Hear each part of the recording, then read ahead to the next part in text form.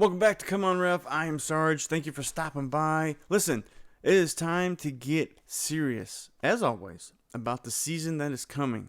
If you have picked up your books, make sure you start studying. If you haven't really started studying for the test, make sure you do that. Also, make sure that you're taking time going through your association checklist and going to the specific clinics so that you can get your certification to hit the court. Today, we're going to be going over the WIAA clinic. It's going to give you some insight into the things that have changed in the rules and the point of emphasis. Other than that, this is going to be a great season. Keep focused, keep dedicated, keep watching film, and let's get right to it. Welcome to the 21-22 WIAA WOA Basketball Clinic. The WIAA made a few changes for the 2021 school year. Both boys and girls will utilize the following rules: 30-second shot clock, 10-second backcourt count, and closely guarded while holding or dribbling the ball in the front court. The next set of slides will review the 2021 changes to the NFHS basketball rules. Timers will now sound two signals related to the 15-second maximum interval permitted for replacing a disqualified or injured player, or for a player directed to leave the game. The first signal is sounded at the start of the interval after the official gives the signal to start the replacement period. The second signal is sounded at the end of the replacement interval.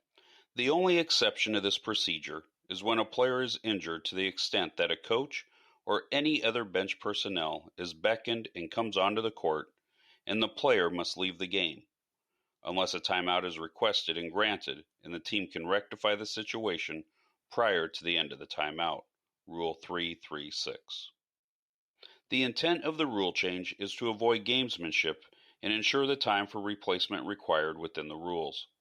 Head coaches who do not have a substitute available at the time the second horn sounds are still subject to a direct technical foul, as prescribed in Rule 10.6.2.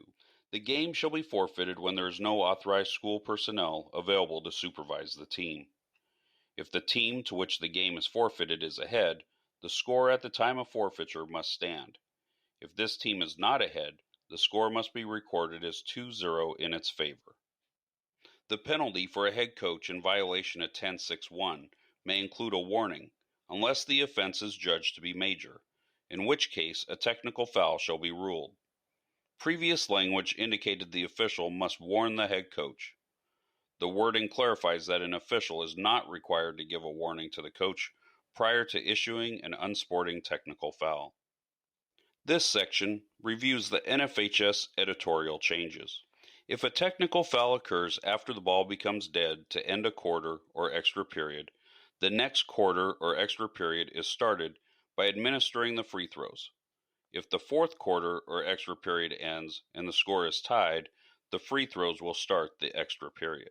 If the score is not tied and the result of the free throws would tie or win the game, the free throws are administered as part of the preceding quarter or period. If the result of the game is not at issue, then no free throws need to be shot. This section reviews the NFHS points of emphasis. By using only approved mechanics and signals, it adds to the professional image of the officials and shows greater respect for the game. Officials at the high school level are part of the education-based activity, and the use of proper mechanics and the avoidance of personal style is essential. The reason for having signals is to communicate to players, coaches, table personnel, fans, and other officials on the floor. The use of approved signals leads to more clear communication between all those involved. To that end, for each ruling, the proper sequence of signals is: stop the clock using the proper signal for a violation or foul, signal held ball or the type of foul or violation, verbally state the jersey color of the team entitled to the ball for the ensuing throw-in, and point in the direction of the team's basket. Indicate the throw-in location. During a dead ball, either team may be granted a timeout. During a live ball, only the team in control of the ball may be granted a timeout. It is important officials verify there is player control prior to granting the request. Game management needs to pay particular attention to spectators. Game management should intervene when spectator behavior becomes unacceptable. This should be done prior to an official having to make such a request. When game management fails to address spectator behavior on their own, officials should remind game management to hold spectators accountable for their actions. A game ticket is not a license to abuse. Officials should not tolerate inappropriate conduct from coaches and/or players. The rules allow for a warning to be given to coaches, and it should be utilized when appropriate. The team huddle is not a safe haven for coaches' bad language. Just as a classroom teacher should not verbally abuse students, neither should coaches use bad language when addressing their players. Players are not permitted to let off steam by using profanity, even if it is not directed at an opponent or official.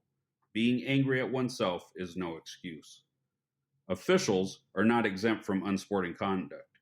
Inappropriate references to players, coaches, or other officials is not acceptable. Inappropriate behavior before, during, or after the game should be reported to the Officials Association. Screening is legal action to delay a player while touching the floor without causing contact to prevent an opponent from reaching a desired position. Legal screening is when the player who is screening an opponent is stationary within the vertical plane when contact occurs, has both feet on the floor when contact occurs. Time and distance are relevant. The screener shall be stationary except when both the screener and opponent are moving in the same path and the same direction. Illegal screening is when player who is screening an opponent is moving when the contact occurred, does not give sufficient distance in setting a screen outside the field of vision of a stationary opponent when contact occurred, does not respect the elements of time and distance of an opponent in motion when contact occurred. A player may not use arms, hands, hips, or shoulders to force movement through a screen or hold the screener and then push the screener aside in order to maintain legal guarding position. If the screen is set within the field of vision of a stationary opponent, front or lateral, the screener may establish the screen as close to the opponent as desired, provided there is no contact. If the screen is set outside the field of vision of a stationary opponent, the screener must permit the opponent to take one normal step towards the screen without making contact. If the opponent is in motion, the elements of time and distance shall apply.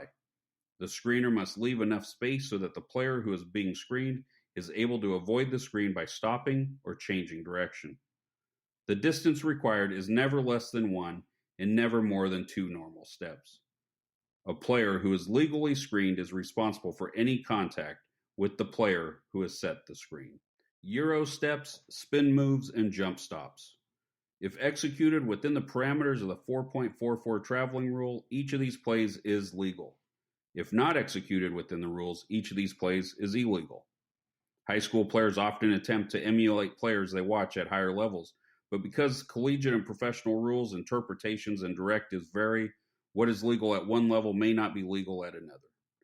On the Euro step, if the pivot foot touches the floor before the shot is taken, it is a travel. On the spin move, if a player picks up the pivot foot and touches it to the floor again before the release of the ball on a try for goal, that player has traveled. The term jump stop has different meanings to all the stakeholders. When it comes to Rule 444 and traveling, this is what defines a jump stop. A player who catches the ball, ends their dribble with both feet in the air, may land on one foot, jump off that foot, and land on both feet simultaneously. No pivot foot is allowed. A player who catches the ball, ends the dribble with one foot on the floor, may jump off that foot and land on both feet simultaneously. Again, no pivot foot is allowed.